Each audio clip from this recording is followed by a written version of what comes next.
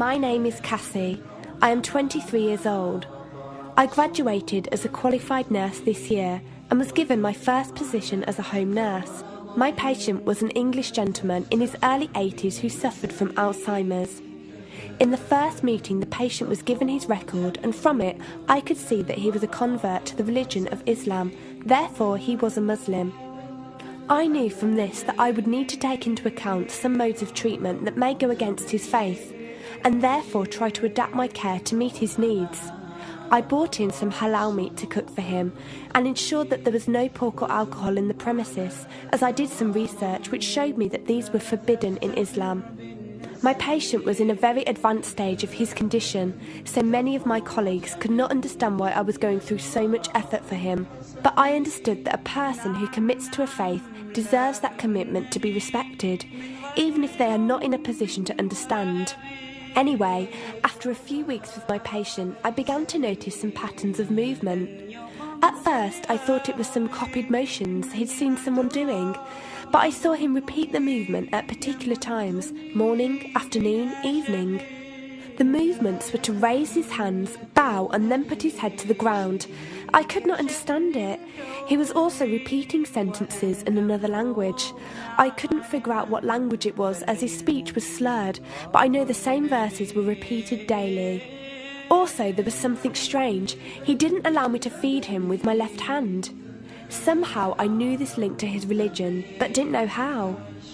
One of my colleagues told me about Pal Talk as a place for debates and discussions. As I did not know any Muslims except for my patient, I thought it would be good to speak to someone live and ask questions. I went on the Islam section and entered the room True Message. Here I asked questions regarding the repeated movements and was told that these were the actions of prayer. I did not really believe it until someone posted a link on the Islamic prayer on YouTube. I was shocked. A man who has lost all memory of his children, of his occupation, and could barely eat and drink, was able to remember not only actions of prayer, but verses that were in another language. This was nothing short of incredible, and I knew that this man was devout in his faith, which made me want to learn more in order to care for him the best I could. I came into the Pal Talk room as often as I could, and was given a link to read the translation of the Quran and listen to it. The chapter of the bee gave me chills, and I repeated it several times a day. I saved a recording of the Quran on my iPod and gave it to my patient to listen to. He was smiling and crying, and in reading the translation I could see why. I applied what I gained from Pal Talk to care for my patient, but gradually found myself coming to the room to find answers for myself. I never really took the time to look at my life. I never knew my father. My mother died when I was 3. Me and my brother were raised by our grandparents who died 4 years ago, so now it's just the two of us. But despite all this loss, I always thought I was happy, content. It was only after spending time with my patient that I felt like I was missing something. I was missing that sense of peace and tranquility my patient, even through suffering, felt. I wanted that sense of belonging and a part of something that he felt, even with no one around him. I was given a list of mosques in my area by a lady on Pal Talk and went down to visit one. I watched the prayer and could not hold back my tears. I felt drawn to the mosque every day, and the imam and his wife would give me books and tapes to welcome any questions I had. Every question I asked at the mosque and on Pal Talk was answered with such clarity and depth that could do nothing but accept them. I have never practiced a faith, but always believed that there was a God. I just did not know how to worship him.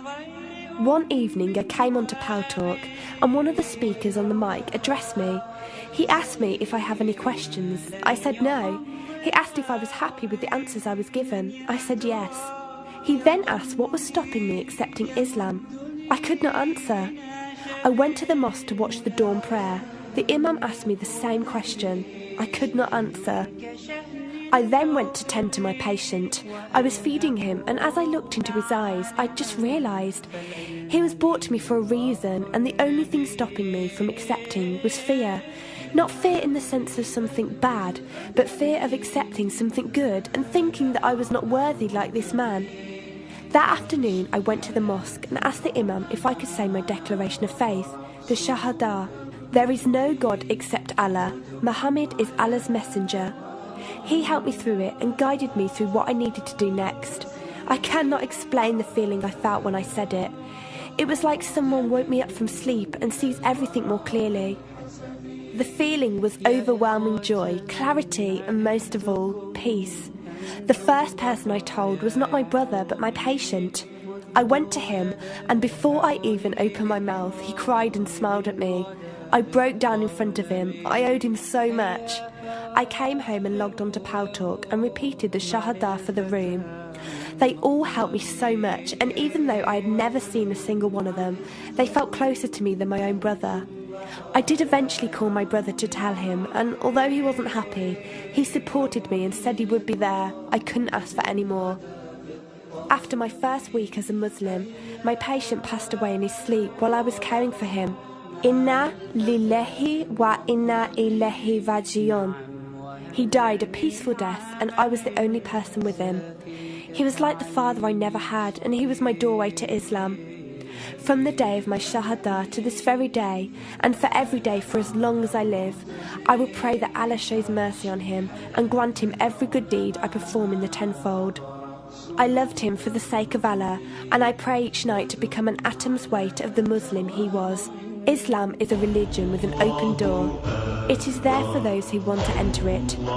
Verily, Allah is the most merciful, most kind.